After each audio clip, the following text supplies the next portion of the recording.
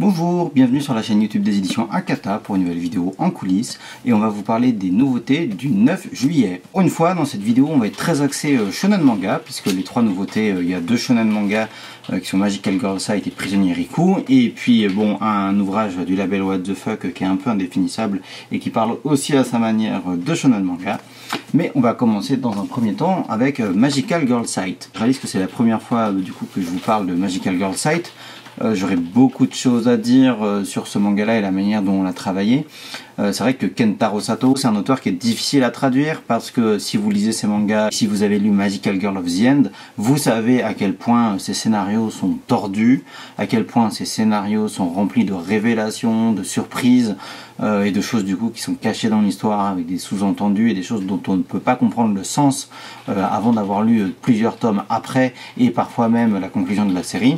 Et typiquement sur tous les ouvrages de Kentaro Sato, au moment où on traduit et où on envoie un ouvrage à l'impression, on fait toujours en sorte d'avoir lu tous les tomes qui sont sortis au Japon pour pouvoir, s'il le faut, corriger des passages par rapport à certains de choix de traduction qu'on est obligé de faire, voilà, par rapport à certaines bulles, par rapport à certains sous-entendus, par rapport à certaines révélations qu'il peut y avoir plus tard dans l'histoire. En l'occurrence, dans ce tome-ci de Magical Girl Sight, il y a minimum deux très grosses révélations qui font basculer certains personnages et certaines relations de personnages. Et puis aussi, quand je dis que Kentaro Sato il fait des scénarios assez dingues et que c'est bien d'avoir une visibilité sur sa vision scénaristique avant de traduire, vous allez voir que la dernière page de ce tome, vraiment la toute dernière page et les dernières cases, elles indiquent des choses que je ne dirai pas pour pas vous spoiler, mais qui sont lourdes de sens, on va dire en termes de cohérence de traduction. Et voilà, on aura sûrement l'occasion d'en rediscuter au moment où on parlera des prochains tomes de la série et notamment de la conclusion de la série.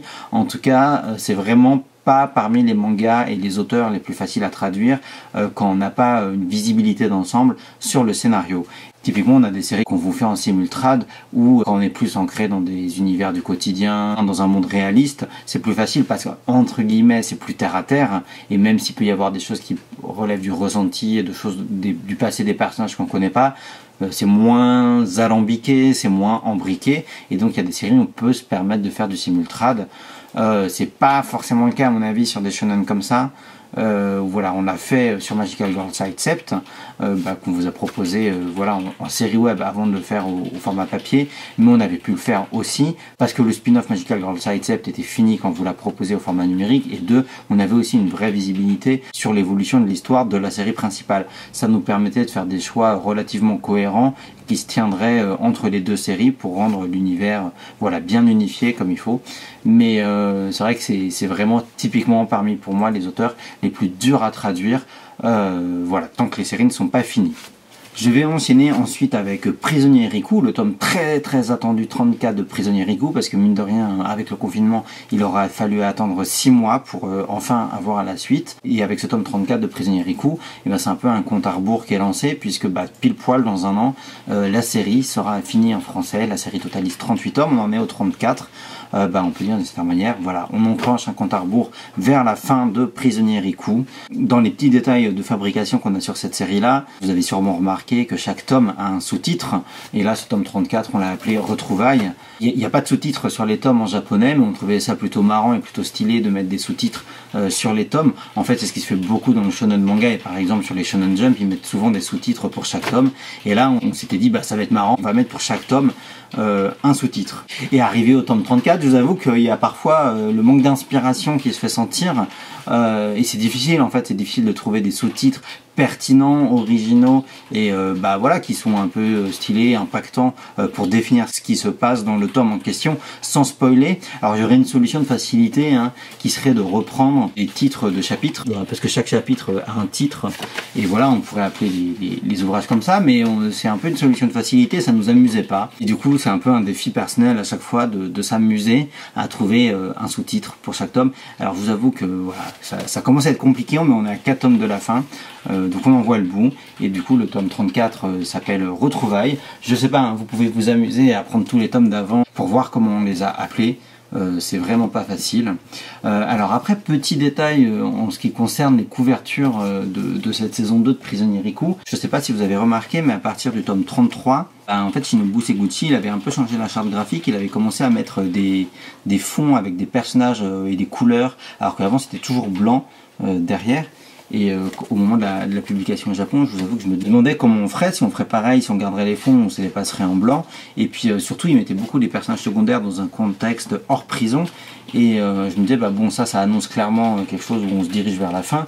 Et je pensais qu'il allait faire ça sur tous les tomes, hein, avec tous les personnages secondaires du manga. Et il s'avère que c'est quelque chose qui n'a pas été fait jusqu'à la fin. Quoi qu'il en soit, au final, on a décidé de garder les choses comme en japonais, c'est-à-dire de garder les fonds pour les tomes où il y en avait dans la version originale.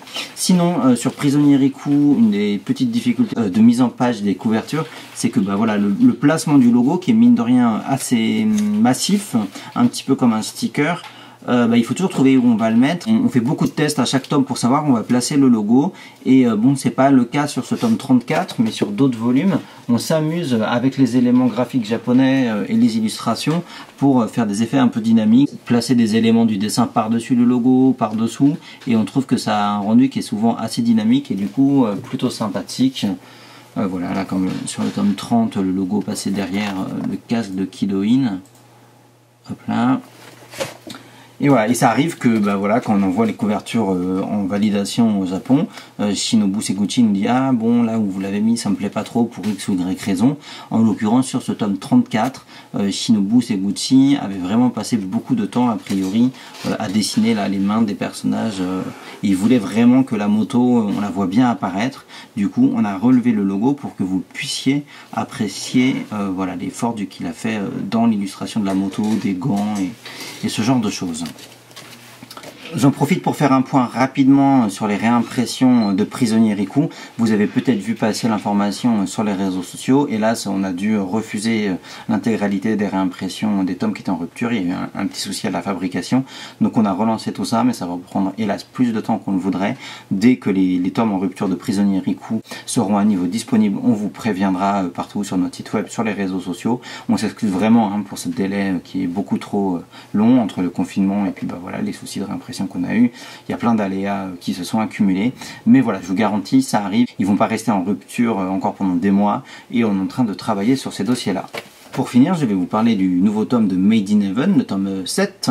Alors la première chose que je peux vous signaler pour Made in Heaven, c'est que on a fait comme au Japon, et c'est le premier tome du manga de la série où il commence à mettre au début de l'histoire un récapitulatif des personnages et notamment aussi une frise temporelle, parce qu'en fait vous êtes peut-être un peu perdu quand vous lisez Made in Heaven et si vous n'êtes pas pointu sur l'histoire du Japon, parce qu'en fait ça se passe à plein d'époques différentes du Japon, et voilà, on apprend notamment de manière officielle dans ce tome-là que les personnages de ce manga ont au final 6 réincarnations, et la série en fait va normalement traiter les 6 réincarnations des 3 personnages.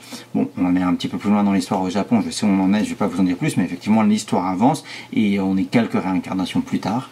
Là on est dans le 2e cycle de réincarnation des personnages. En secret de fabrication sur cette série là, ce dont je peux vous parler aussi, c'est le traitement des couvertures, parce que vous l'avez sûrement remarqué, depuis le tome 6 il y a eu un changement de charte graphique.